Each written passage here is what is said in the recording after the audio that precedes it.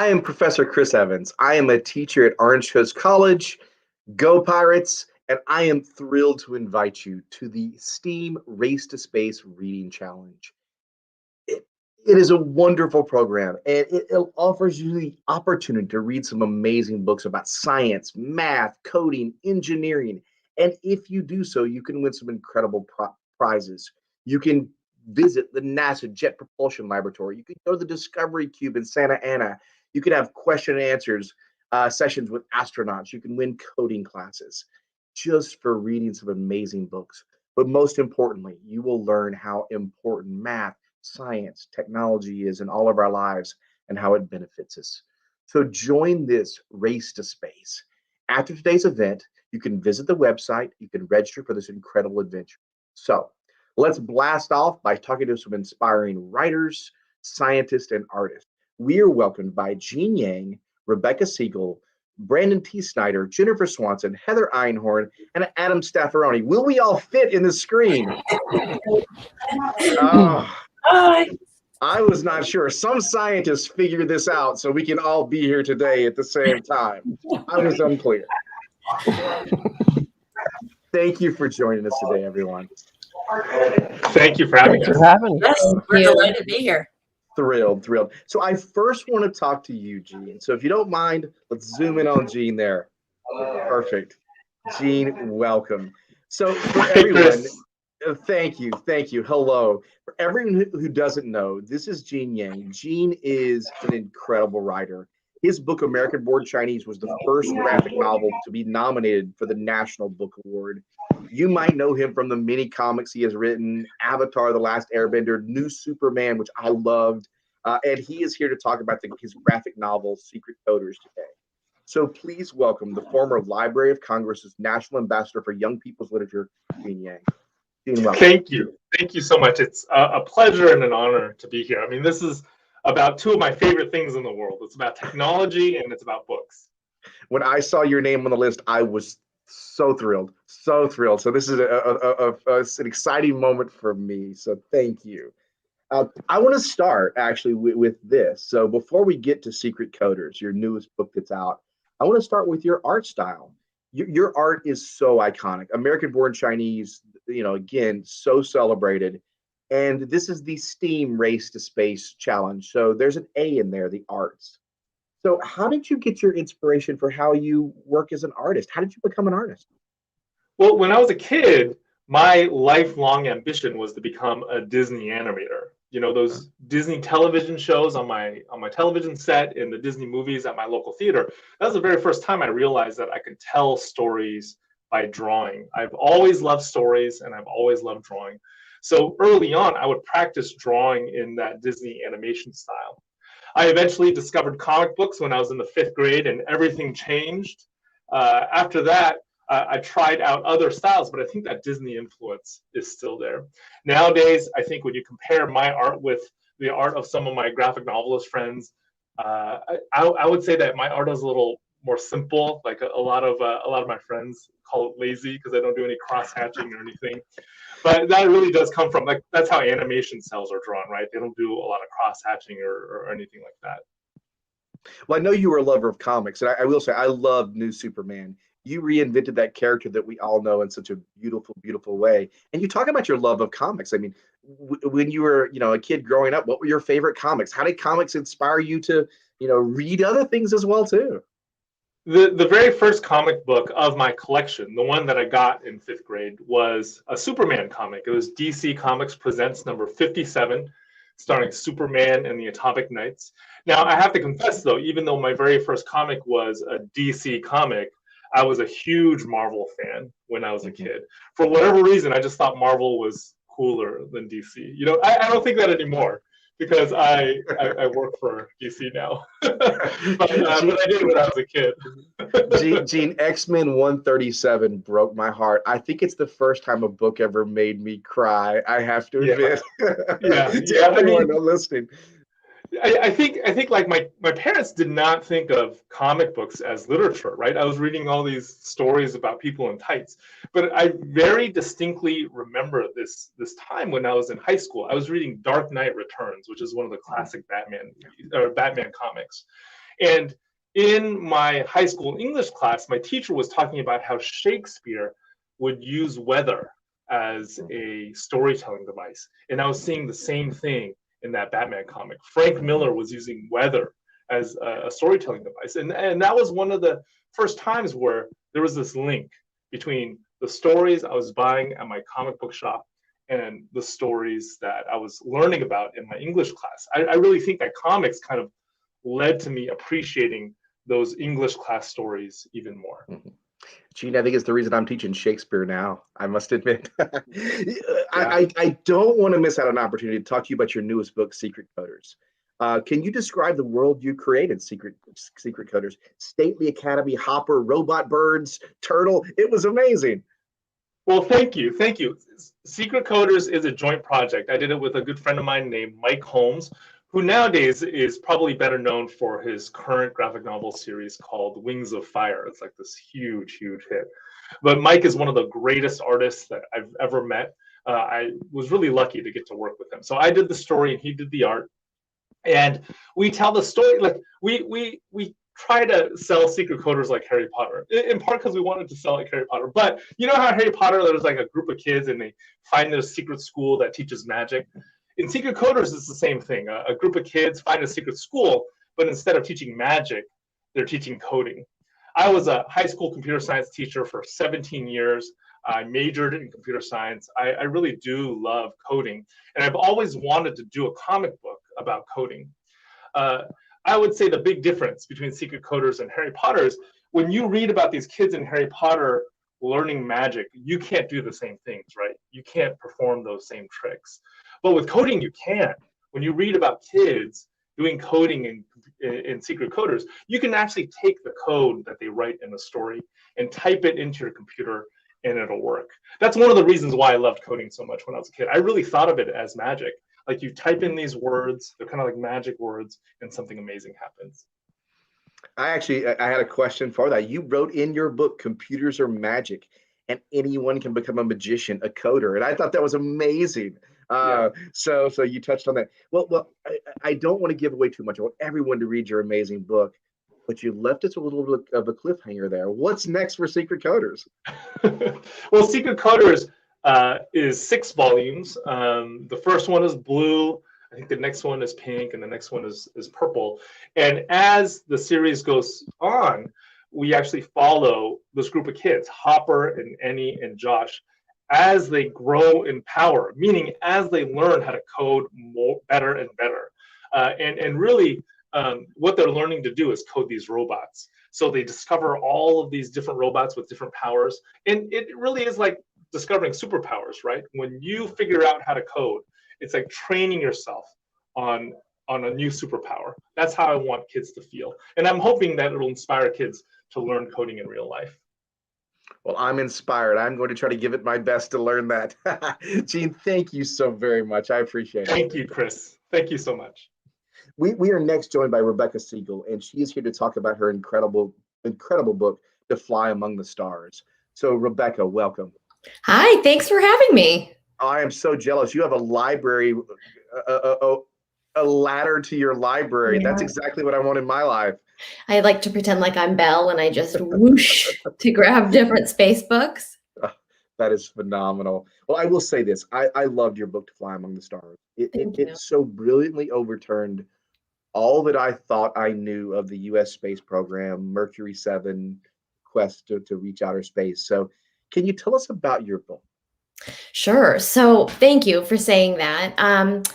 To Fly Among the Stars tells a story of the men and women who underwent astronaut testing back in the 1960s to learn about the human capacity for spaceflight. And what most people don't know is that while there was this group of men who tested and became accepted into NASA's first astronaut group and ultimately became these heroes and superstars, there was also a group of female pilots who underwent a privately funded version of those same astronaut tests and who also really wanted to become some of the nation's first space pilots. And they were denied that right because of sexism and politics and a lot of things. But what is really phenomenal is that they accomplished so much in their quest to accomplish this goal. You know, they weren't they didn't just send in an application and wait. These were women who were flying all kinds of planes, doing all kinds of amazing, amazing things while they were trying to also climb on top of a Redstone rocket and blast into outer space. Your website has some amazing videos that connect us. And one of the interviews of one of the women, it was almost cringeworthy, like the way they were condescending toward her for almost considering what she was doing. So, wow. So what is interesting is that the way that these women were treated was so culturally acceptable at the time, but watching things today, as you say, it's so cringeworthy. You know, newspaper article after newspaper article discussing someone's, you know, world record flight or incredible aviation accomplishment would be accompanied by a description of their hair, what outfit they had on, their bra size, just things that you're like, what? But that was the world that they were in. Well, hopefully it will not be the world we're in today. Your book so beautifully documents, you know, the Mercury 13 as they're dubbed. All of their stories are so inspiring. Was there one that really you love the most? I have to say that I did not see this coming, but I am able to give a happy ending for one of those stories, which is Wally Funk, who's one of these Mercury women. She was the youngest of the group who underwent astronaut testing and who did great, and who truly devoted her whole life to chase this impossible dream. Just this summer, she flew on a Blue Origin New Shepard flight. She, at the time, was the oldest person ever to go in space. William Shatner just beat her. 90. But I have to be honest, I didn't think that she was going to get her dream. And it was the most wonderful thing to watch that happen for her. So Rebecca, if we can pool enough money between us, would you go into space? Would you do one of those flights? No. I think there's a lot of barfing in space, and I don't want to do that. Okay. I'm with you too. I think I'll stay here. I'll watch other people do it and clap for them. What do you hope readers of your book can learn and apply to their lives today? I hope that readers see this and realize that this is an untold story, and I hope that they can think about themselves as a potential untold story. You know, this is something that just because everybody doesn't know about these incredible women doesn't mean they weren't doing this incredible, phenomenal thing. And I think if you can think about your own life that way, like, I'm doing this, I'm going to work so hard on this project. I'm going to try so hard to get my pilot's license. I'm going to try so hard to get into this college or whatever it is. You can think about how, you know, you have that heroic quest in your own heart. You know, like, everybody doesn't have to know what you're doing for it to be important and meaningful. And maybe there's some kid who in 2 decades will hear about what you did, and it'll change the course of their life because they will be so inspired by what you managed to accomplish. Well, I was certainly inspired by your book. Thank you so very, very much. Thank you. Guys, go pick it up quickly. It's an amazing read. It really is. Thank you. Our next guest, you might have seen him on television. He has been on High Fidelity, The Deuce, The Conan O'Brien Show. He has written for Cartoon Network favorites like Adventure Time, Marvel, Spider-Man, Star Wars, Star Trek, The Muppets. He is the best-selling author of The Dark Knight Manual and The Avengers Infinity War, The Cosmic Quest. His newest book is called Rube Goldberg and His Amazing Machines. So welcome, Brandon T. Snider. Hey! It's good to see you, Chris. I love your background, by the way, too. I only have a little golem back here. Hey, but that's a clear golem. That's kind of exciting. I was like, is this too distracting? But I decided it wasn't. I have to, you know, it's my menagerie. It's my world. I love your world. Like I say, my little invisible golem with the ring on back here doesn't quite do justice to what you have. Yeah, but you know what? I might have to send you one of my new additions, which is this chicken McNugget, vintage. I absolutely love that. Well, let's start with your book, because Brandon, Rube Goldberg is Amazing Machines. It comes out in less than a month, and I was given an advance copy. I loved it. I laughed so hard. So can you please tell us about the book? So Rube Goldberg and His Amazing Machines is really, it's the story about, well, first of all, it's the first book in a series. We're starting with 3 books that follow Rube Goldberg. And if you don't know, Rube Goldberg was a famous cartoonist that used to draw these very complicated machines that would perform a very simple task. And so we have reimagined Rube as a neurotic 6th grader who is, it's really, it's about a kid who's learning to get out of his own way. You know, he has this amazing gift, which is to make these machines, but he doesn't really know exactly what to do with it. And he is a worrier. I think that you might have noticed that about him. He's a worrier. He is a stressed kid.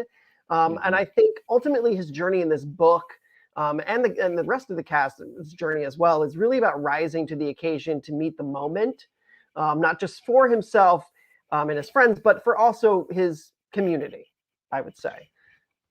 Well, you put that very stressed Rube Goldberg into the hotbed that is middle school, quote, the United Nation of hormones, as you describe it. So why did you decide to Yes. put him in middle school?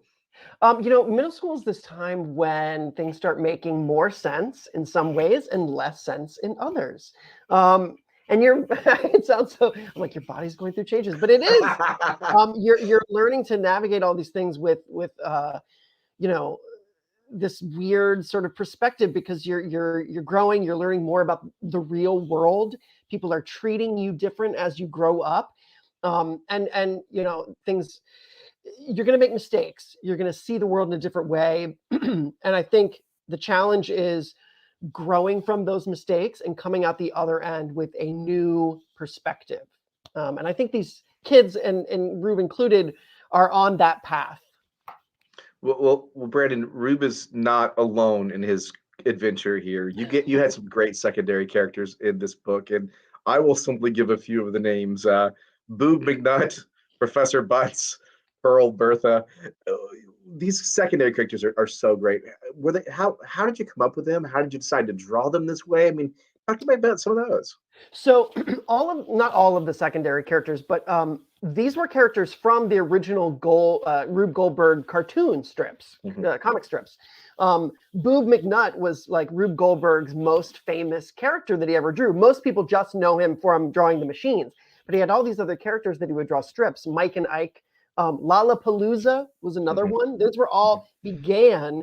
I mean, I think of Lollapalooza as a music festival, but the Lollapalooza was originally a Rube Goldberg character. So we've sort of centered Rube himself, a version of Rube. This is not the real Rube Goldberg's life exactly. And then put his characters around him. Boob McNutt was one in particular that we were going back and forth about the name, being like, is it weird to name this kid? And I think you said that you read the book. Yeah. So you know that we address that very early on. And from what I have heard from people that have read the book, they understand and they think it's been handled very well. Because originally, you know, there was just a question of like, is it too naughty?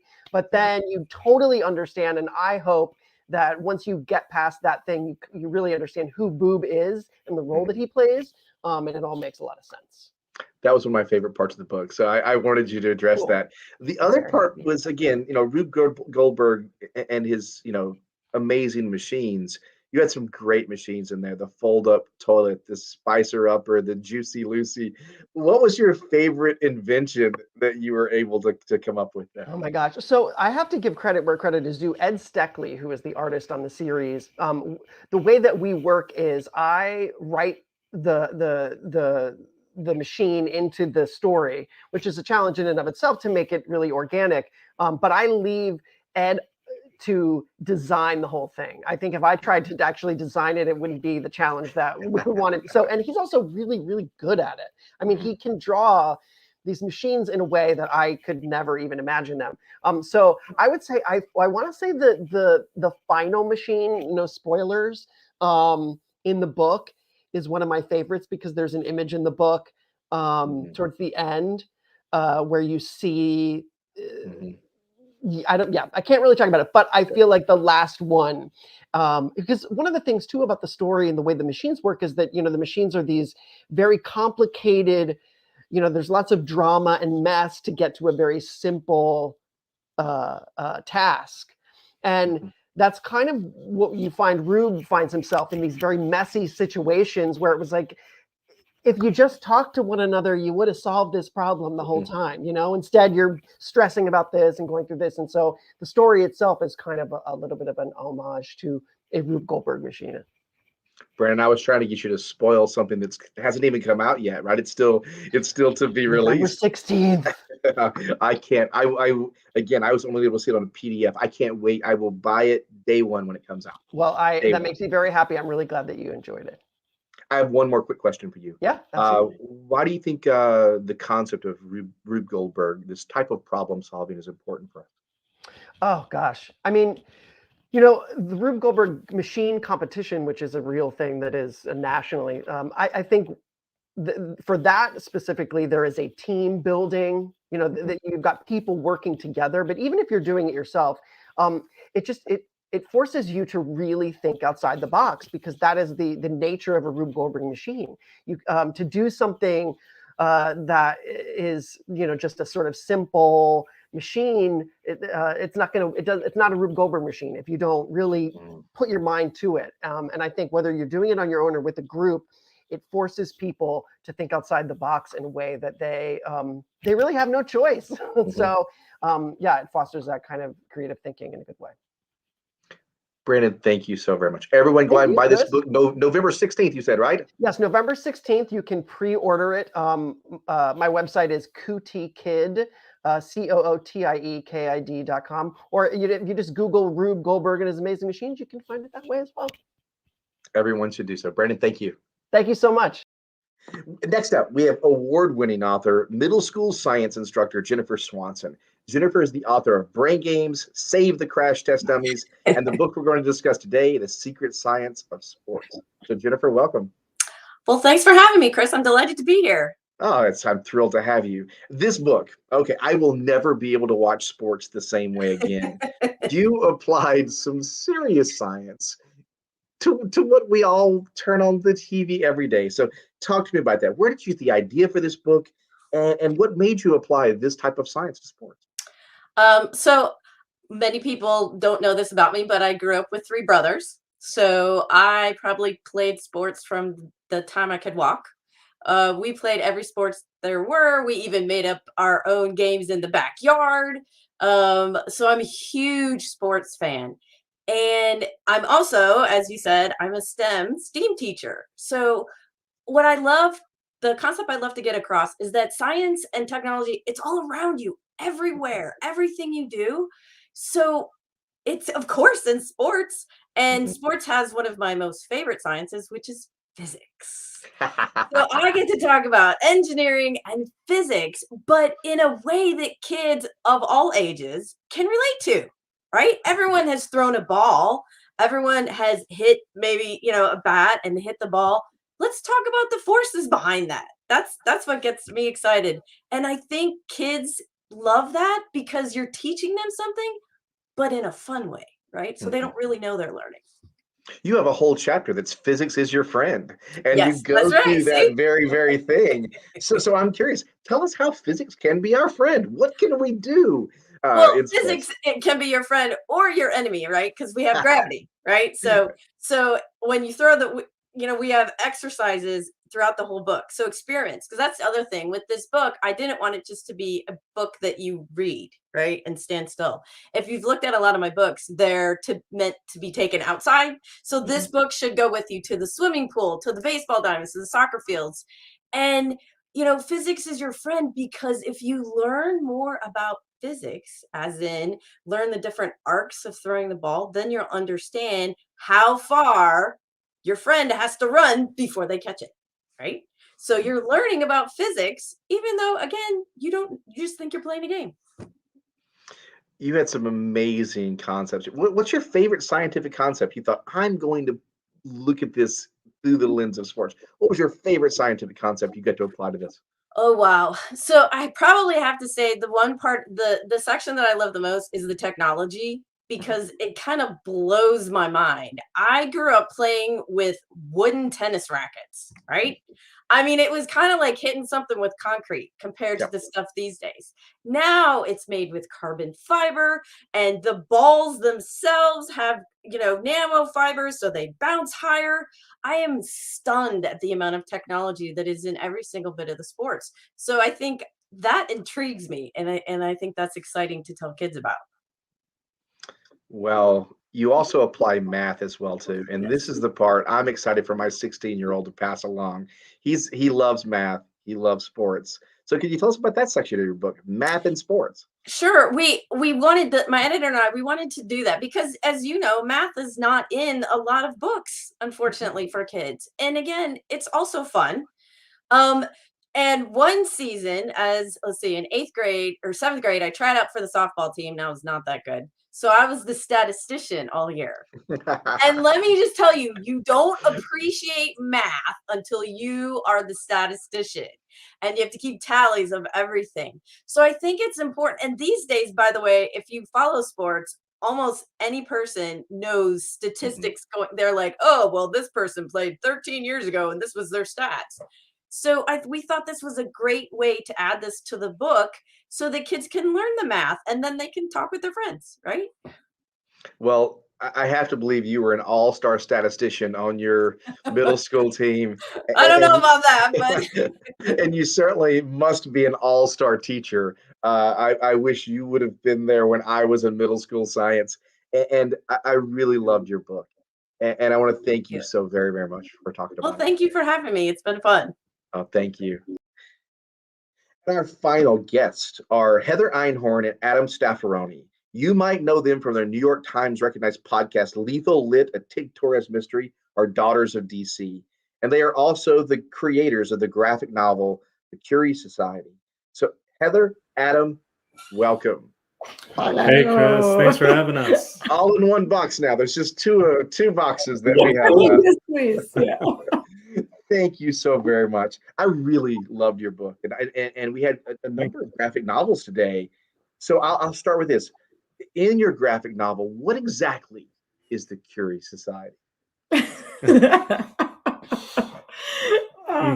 Adam, you go. You say what the Curious Society is. The Curious. I read it. It was James Bond. No. Yes, exactly. It says secret society of women scientists that Mary Curie founded back in 1903 with her Nobel Prize winnings and survives to this day in underground chapters at universities all over the world. Yeah, it's definitely one part James Bond, one part Hidden Figures, I think is the sort of vibe that we're going for on this one. I love the end where you have the drawing of their secret lair and where everything. I wanted to go there. Like, okay, where do I send off my college application? I'm in. Yes. Will they accept me? I will do my very best. Why did you guys choose Marie Curie? What drew you to her to be the inspiration for this foundation, that an organization that they've got an important mission that they have to accomplish? Yeah, when we started looking into the history of different female scientists and how they were overlooked through the basically through, I mean, even today, right? We're still not, in the best spot today. But then when we looked at Curie specifically, we felt like her energy and her vibe was like she would totally have started this secret society. She actually went to a secret school. It was called a flying university. So when she was shut out of going to school, she just was like, no, we're gonna do it. I'm gonna make my own thing. So we really thought that she would approve of a secret society for women scientists. Yeah, and she was a superstar scientist of her day. She was famous. She was in the tabloids all the time, and she hated the publicity. So we thought that made a secret society a perfect fit for her. And I think everyone was trying to get radium at that time. Like, it was part of normal everyday life. Put it in toothpaste and things. Just crazy. It became so expensive due to her discovery of it that she needed to count on people to gift it to her in order to have enough to do her experiments. Wow. And that's what the sort of, drama of the Curie Society is that this is also a place where young female scientists don't have to worry about finding funding. We sort of have a commentary on that aspect of the scientific process, which we learned from interviewing like 20 female scientists for this graphic novel. It's like, it's a big part of it. It's how you get funding and sort of how that aspect, it is really like the business versus the ethics versus like trying to do good for the world. It's all sort of mixed in together. It's a very interesting and complex topic that we're trying to put into a graphic novel. Yeah. No, I loved it. And as a parent who currently, my lovely 20-year-old daughter is at a historically all women's college, you need to have those opportunities. And you guys created 3 just incredible characters. They're strong. They're all unique in their own different ways. They all figure out different ways to not only solve their own personal issues and problems that are going on with, this dramatic moment of the change in your life, but also to make the world a better place. Which of these 3 was your sort of favorite character? Did you guys have different favorites? I'm curious. Oh no! It depends on the day of the week. The amazing thing is that they're all amalgams of the different actual women we spoke to, because what we wanted to dispel the myth that a scientist is just this person in a lab coat sitting in some back room that you never see. The women we interviewed all do amazing different things out in the field, go on all sorts of different adventures in their real life as scientists, and we wanted to put part of them as actual people into our characters. So they all have different pieces, but I'm gonna today my favorite's Simone. Well, then I'm gonna go Taj. Okay. I'm with you, Heather. I think Taj was my favorite. You guys did something so cool here. I was reading an article recently about the topic you put in your book, and I was so excited when I made it to woolly mammoths. So tell me about that. I just read a National Geographic article about this very thing weeks ago. Well, the craziest part is, so we always like to think of the Curie Society as being ahead of the game, and so when we wrote this graphic novel, like this was like something that was like, oh man, like, this is like future, we call it near term sci-fi, near future sci-fi. And now here it is. Like that's the whole point of the Curie Society, is these are the scientific concepts that you see in the book are things that you could actually work on. It's not like, usually we're 9 times out of 10, we're working on things that we just make up from scratch. So this is a little bit of a different thing for us. Working with real science. Yeah. But yeah, we were excited to see it real. We saw it too, because we were like, we predicted it. The Curie Society's been working on it the whole time. Yes. Yeah.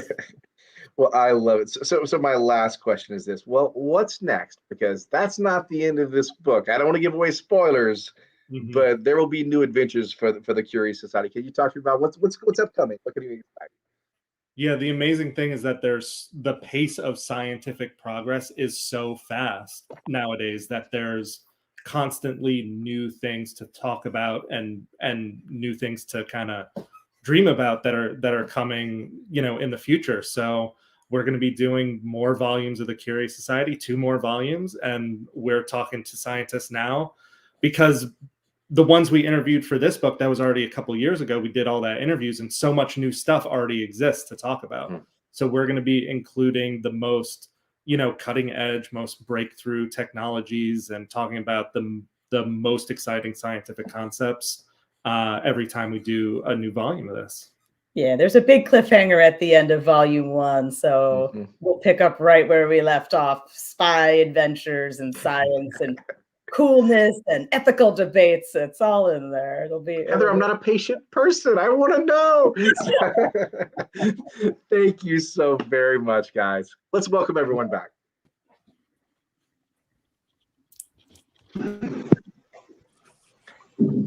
Guys, I wish we could stay here the rest of the day. I would love to chat with each and every one of you more and more and more about your books. Can you just talk to our audience today, middle schoolers, about why for you reading matters, why it changed your life, how science, math, technology, just one last sort of send-off for all of our viewers. Brandon, you start. Well, reading opens up your whole world. You learn about perspectives that you had no idea about. It's not just about, when I was little, I didn't read as much as I should have. And that's sort of my shame as an adult, where people are like, oh yeah, I loved comic books as a kid because there was a visual element. But like when I got older, when I was in high school and college, like you read books and you start to understand the world in a new way, and you get to see new perspectives that you have never considered before, and you start to understand that you're not alone in the world, which I think is a huge thing, and that's what it's about. Rebecca, why'd you become a reader? For me, I am always keeping the stories that I'm reading in my head, so I'm never bored because I'm always replaying the scene from books. So if I'm in a really long Starbucks line, it's not a big deal because I'm just recycling the scene I read that the night before that I loved. Like I might not answer when they say like, Rebecca, your coffee, because I'm like in Jurassic Park, but it's amazing because I get to live in this La La Land world all the time. Jennifer, when you're not doing stats, what do you? How did you become a reader? I love reading. Reading is amazing. It takes me on an adventure. So even though I'm, a scientist and I'm into science, I love mysteries, which kind of go hand in hand, right? So I used to solve mysteries. So I hope kids find that adventure in the next book that they pick up. Heather, Adam, you're back. Why'd you become readers? Well, first of all, I want to say, reading can be anything, any form. Read whatever you have fun reading. I use newspaper comic strips. They're only 4 panels. There's not that many words in them, but I read them every day when I was a kid, and that's what made me excited about reading. So everyone out there, read what you think is fun to read. I love the idea of introducing because we have this amazing imagination, but we know that not everybody out there has that imagination. So for me, it's always like taking a peek into other people's brains and just seeing like the crazy worlds and fun things that they come up with and how that inspires me, because I know that other people and that sort of shared experience, that you're having with other people are reading it too. So I think that's what gets me. It's just like it's an individual, but also a shared experience that I think is super fun. Gene, I'll close with you. You get to inspire all of us with your story of reading. Well, I have to say that when I was really little, like in early elementary school, I did not like reading. The teacher divided us into 2 groups, and one was the fast group, one was the slow group. She didn't say that, right? I think they were named after colors, but everybody knew, and I was in the slow group. But as I got older, I realized speed actually doesn't matter. What matters is that you love the story, right? So that's my advice to kids. Don't worry about how fast or slow you read. Worry about finding a story that you really love. And what everybody else said is right. Books give us a way of like seeing into somebody else's life. And human beings are fascinating. Books are a great way of seeing how human beings live. Wow. I want to thank all of you for joining us today. This was so wonderful. Thank you so very, very much. Thank you, Chris. Yes, thank you. Thank you, Chris. Thank you. Thank you. That concludes our session, and I hope you have had as much fun as I did listening to these amazing writers. Make sure you sign up for the STEAM Race to Space Reading Challenge today. Visit the website. Here, the authors read sections of their own books as well, too. And so view the website and start your adventure today. Thank you. To participate in the STEAM Race to Space Reading Challenge, open up a browser window and type in www.readsteam.org. Then choose reading categories from the menu and click on the category that best fits your reading level.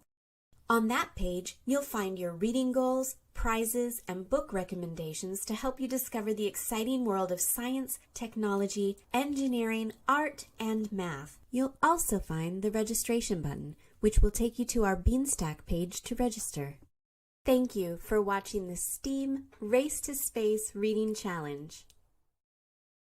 To participate in the STEAM Race to Space Reading Challenge, open up a browser window and type in www.readsteam.org. Then choose reading categories from the menu and click on the category that best fits your reading level.